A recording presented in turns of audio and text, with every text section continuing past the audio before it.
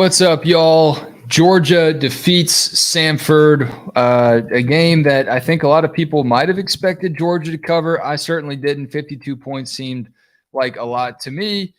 Georgia actually goes in the running clock at the end of that one. I don't know if it was due to rain, weather, extreme circumstances pending this evening, and they decided to go 12 minutes. I don't know. But Georgia wins this one 33-0. Kind of one of those games that Georgia didn't really have last season. I think because a lot of people were on that team that clearly had senior leadership experience and the preparation maybe going into games like this. Opponents like Sanford probably taken a little bit more seriously. I'm speculating there, but Georgia still comes away with the win here. Stetson Bennett going to be hyper analyzed every single game for what he does.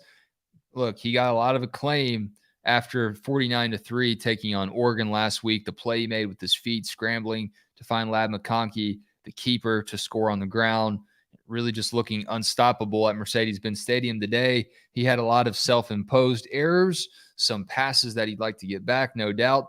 All that said, he still finishes 24-34, 300 yards passing, one touchdown through the air, one touchdown on the ground, no turnovers, but he did have a scramble early on in the game. I believe it was right before halftime, where he lost, I think, 17 yards on the scramble. And that's the kind of thing you can't have if you're Stetson Bennett. That's the kind of thing Georgia doesn't want Stetson Bennett to do.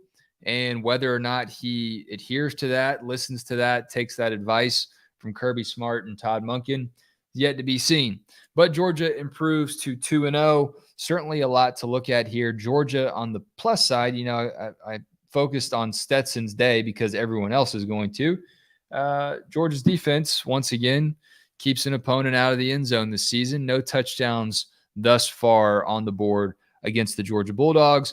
I'm Wes Blankenship. Appreciate y'all tuning in to this Georgia versus Samford post-game chat here on Dogs HQ. As you see us scrolling on the bottom here, we have $1 for a year premium offer going on at dogshq.com with insight and news from the team and on the recruiting front as well. But also want to encourage you, if you're listening right now on our YouTube channel, hit subscribe. Help this channel get to 1,000 subscribers. We're a brand new site with a lot of experience ourselves from the employees on the staff, but the site itself is new. We're trying to build this thing from the ground up. It is a brand new competitor in this already loaded Georgia market, but we will bring everything to the table that we have, and that's a whole lot. Jake Rowe will be joining me soon, as I mentioned, and he'll have much more from Sanford Stadium, where he was at the game, watching it all, seeing Georgia's fans return to Sanford Stadium for the first time as defending national champions.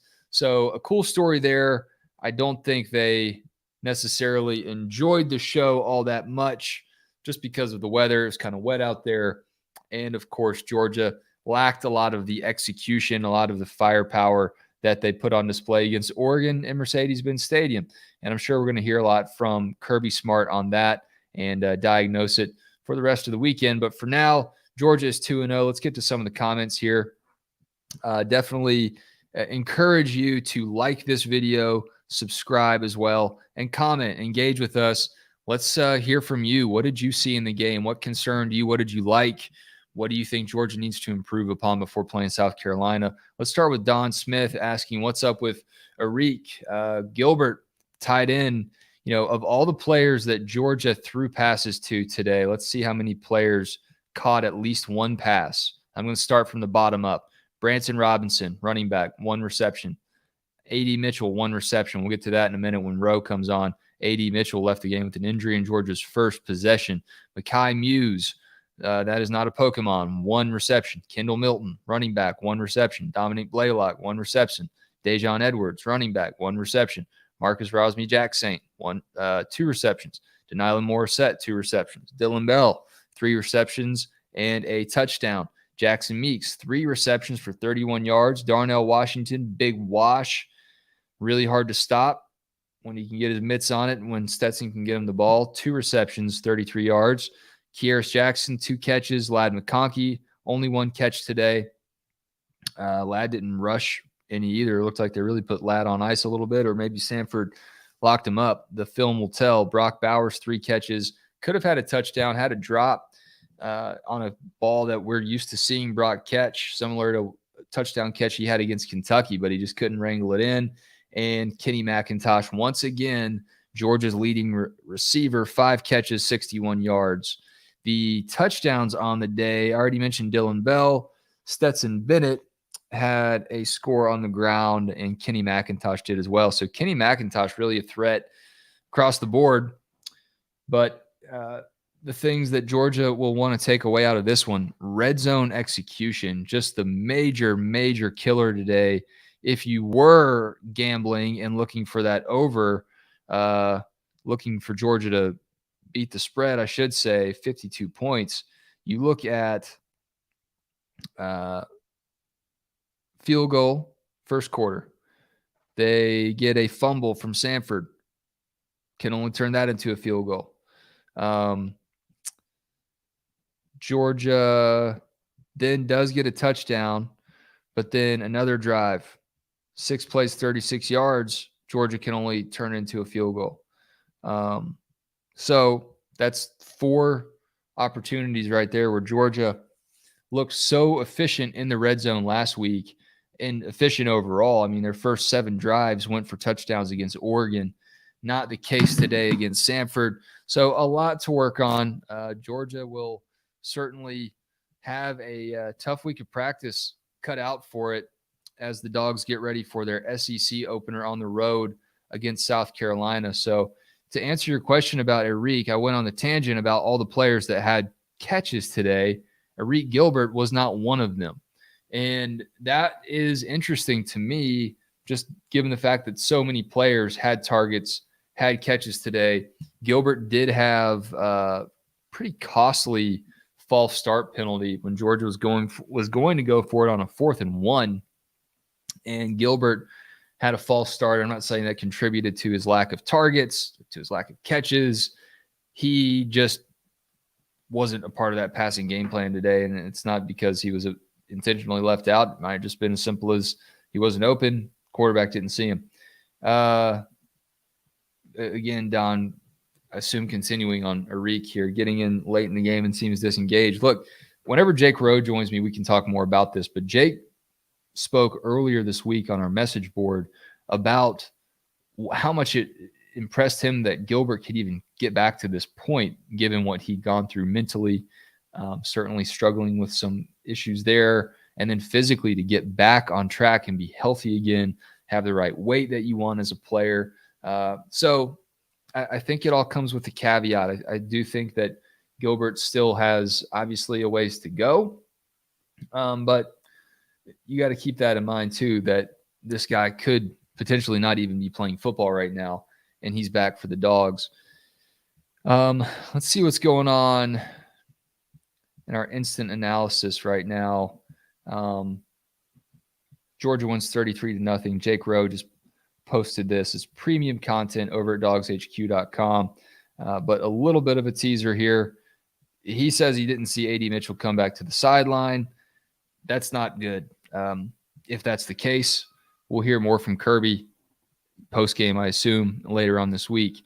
But that, to me, even, despite Georgia's struggles today, Stetson Bennett not looking particularly sharp, if A.D. Mitchell can't come back in the game, and if he's out for a significant time right now for Georgia, it's time for young receivers to step up, like Jackson Meeks. Jackson Meeks is one of those guys today that did contribute after AD went down.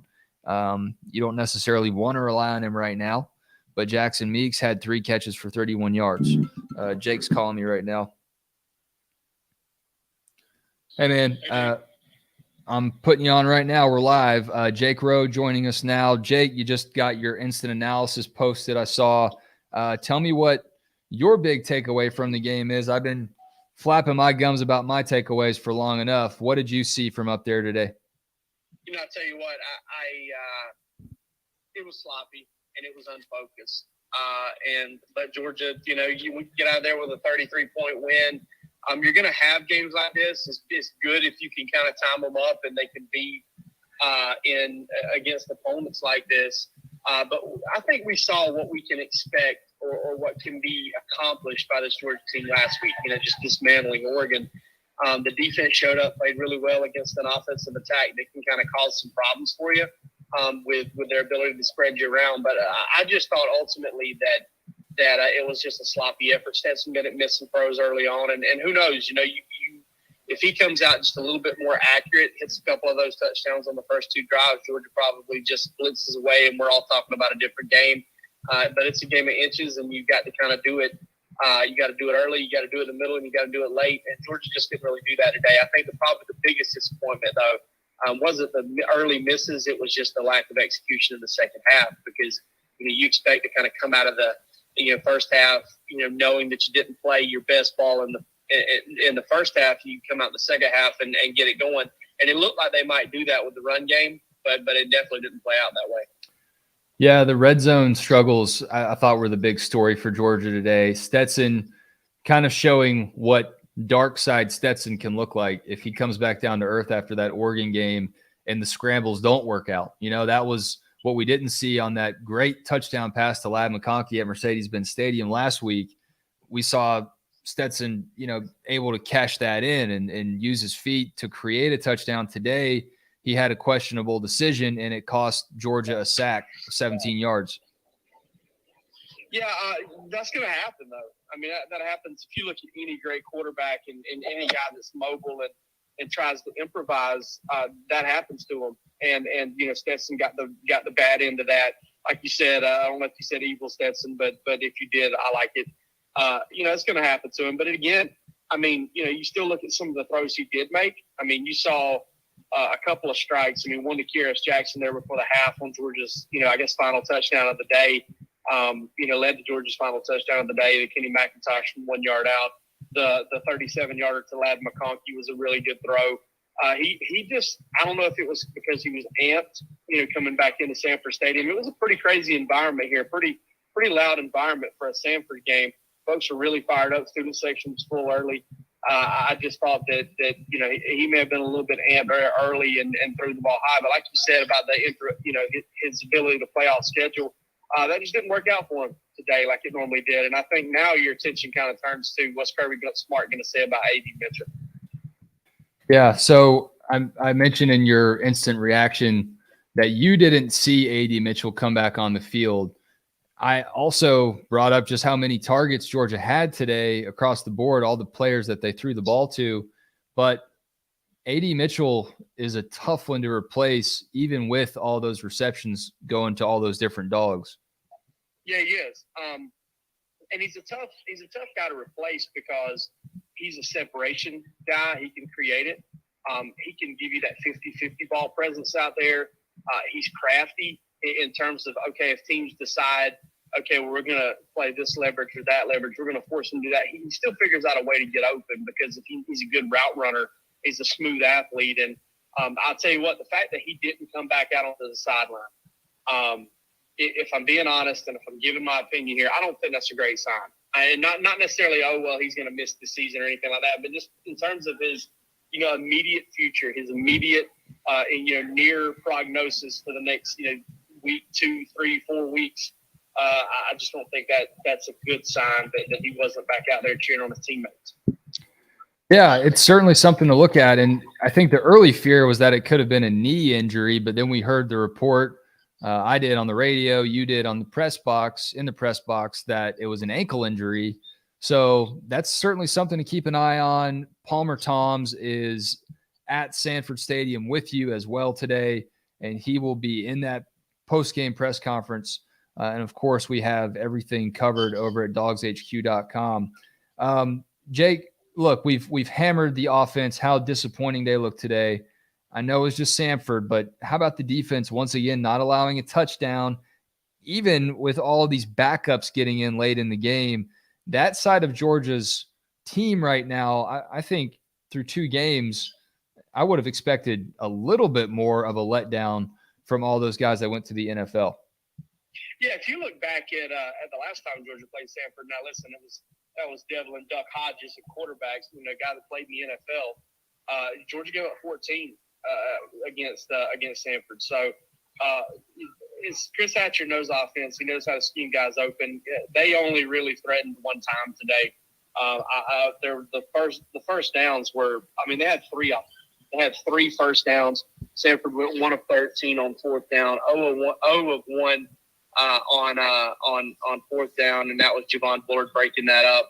128 total yards. Georgia dominated on that side of the ball, and I think a lot of it had to do with the fact that the defensive line did what you expected a Georgia defensive line to do to a Sanford defensive line. They just dominated them physically from the jump, and that's where it all started. So we did get another comment here from Don Smith bringing up some other games around the SEC. Obviously, everyone keeping their eyes on that Texas-Alabama game today. That was something of note for Georgia fans, no doubt. A&M just lost to App State, so another big Power 5 upset for App State. Look, it's a kind of a letdown day around the SEC, to be honest, and I think Georgia – wasn't immune to that. What do you ultimately take away from this as Georgia goes on to Columbia next week? I know we'll hammer that tomorrow night as we really start to shift our attention to the next week's game. But as far as what Georgia and their identity is, do you overvalue what they looked like today? Do you feel like the Oregon, onslaught was more representative of this team? Or do you feel like today's game was a red flag about how Georgia can potentially beat itself more than last year's team did?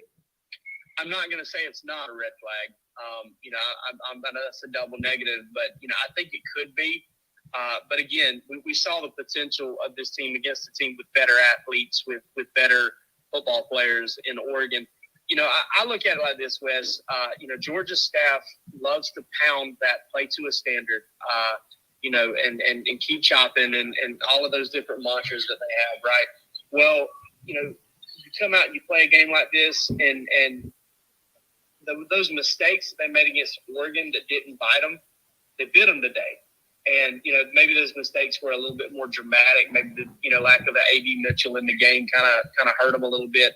But, this allows Georgia staff, it's almost like leverage. Georgia staff gets some leverage off of a game like this to really – kind of drill into the players that you got to be focused. You got to execute at a high level. You got to put together a good week of practice. And, you go back to those Kirby Smart comments on Tuesday, the most important practice of the week, the biggest practice of the week, the most physical one. And he said it was their worst, maybe their worst since they started back practicing. Maybe it was some of that, maybe it was some of that coming back to bite them. We didn't talk to Kirby on Wednesday or Thursday. So, it could have been a situation where they kind of tapered off there after a good practice on Monday and the staff can kind of use that to kind of tighten the screws a little bit and use that leverage to get their attention. Yeah, if you're just now tuning in, welcome to our post-game chat. And if you're catching this on a replay, definitely encourage you to subscribe to Dogs HQ on YouTube. Help us grow this thing if you love the Dogs, if you love college football. To that point, Jake, Kirby mentioned to the SEC Network's Alyssa Lang after the game. We're still waiting on his official press conference, but he had a pretty Kirby-esque quote just saying standards don't need motivation. And I think that speaks to what you were just saying. I don't think he was pleased with that practice on Tuesday that we talked about earlier this week.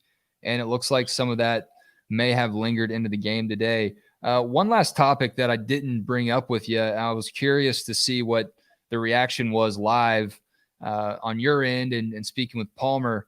A lot of concern in our Twitter space and our halftime conversation about Georgia's lack of push along the offensive line today. And I don't know if that was one of the mistakes against Oregon you alluded to, but if there's anything specific that's been a theme, it's been, that lack of power Georgia running game that we're so used to seeing. Do you think that's about Todd Monken and how he wants to spread the ball around on offense, and maybe Georgia just isn't that rushing team that we're so used to, or do you think it's a legitimate concern? I think it's multifaceted. When you look at it, I thought there were times where Georgia's offensive line moved Sanford off the ball. It created a good, easy 4 or 5 yards for the running backs, and they didn't get any more than that. But then I also saw times too, Wes, where Georgia needed to run the ball, third and short, or just short yardage, spots in general, red area. Georgia kicked 4 field goals inside the 10-yard line today. I thought that they had chances to maybe run the ball there, and they couldn't. There are some – I think the concerns were warranted, but I don't necessarily agree with they can't run the football. I saw holes open up. I saw Georgia get a push. I think the running backs have to do a better job of taking the 4 and turning it into, 9s, or taking the 6 and turning it into 15. Kendall Milton did a little of that in the second half. Georgia kind of got away from it after a couple of really nice runs. And, thus far, he's been Georgia's most successful tailback because he's seeing it well, and he's able to kind of break tackles and create that, 2-3 extra yards after contact. They're not getting that as much from Kenny McIntosh. He's doing a ton for Georgia in the passing game, don't get me wrong. But they're not getting as much of that from McIntosh and Edwards. But it's very inconsistent, I'll say that. I mean, they're showing that when they're coming off the ball and they're getting a hat on a hat and they're executing, they're having some good things happen. But I think it kind of goes hand in hand with the running backs, since they've got to do more with what they're given, and the offensive line has to create it more consistently for those guys. Before we wrap up here, Jake, we spoke earlier this week just about your experience covering the team, speaking with Kirby on weeks where he has a little bit of an extra, burr in his saddle. And you said it was kind of refreshing to cover a team that's good, not just a frustrated coach, but a good team with a coach like that, because he's setting the standard for the team. Traditionally, when Georgia does have a game like this, because again, I don't remember a full game wire to wire where Georgia just looked flat last season. If there was one, you can correct me. But traditionally speaking, what are you expecting to hear out of Kirby Smart this week, especially as Georgia is about to open its SEC schedule on the road at Columbia? I expect to hear a tone of "I told you so." He's at always, never too high, never too low. He tried to tell us all that the Oregon game not necessarily was an aberration, but maybe it wasn't quite what it seemed in terms of what the score looked like. We got to look at what a sloppy game can do for Georgia in this game. But I'll say this too, Wes. I watched back in 2016. Georgia came in, played a bad FCS team in Nichols, and barely won 26-24. Georgia just beat a much better FCS team, I feel like, than that team, 33-0. And it scored, points on its first 6 possessions of the day, I believe. Yeah, 6 possessions, 3 field goals, 3 touchdowns. They're going to want to execute better. They're going to want to get better. They're going to want to do things at a to a higher standard, and do things to a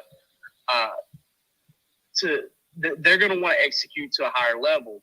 But, ultimately, this is a win. They did enough. They did plenty, and they'll move on, and they'll try to get better from it. No doubt. All right, Jake, good work as always. Can't wait to see what else comes out of wrapping this game up. DogsHQ.com, $1 for 1 year. For the premium stuff, we got you covered in our post-game reactions, as well as we hear from Kirby Smart and hear from the players too. That's all on Dogs HQ's YouTube channel, so subscribe to that. Appreciate it, Jake. Appreciate y'all watching. We'll catch you next time.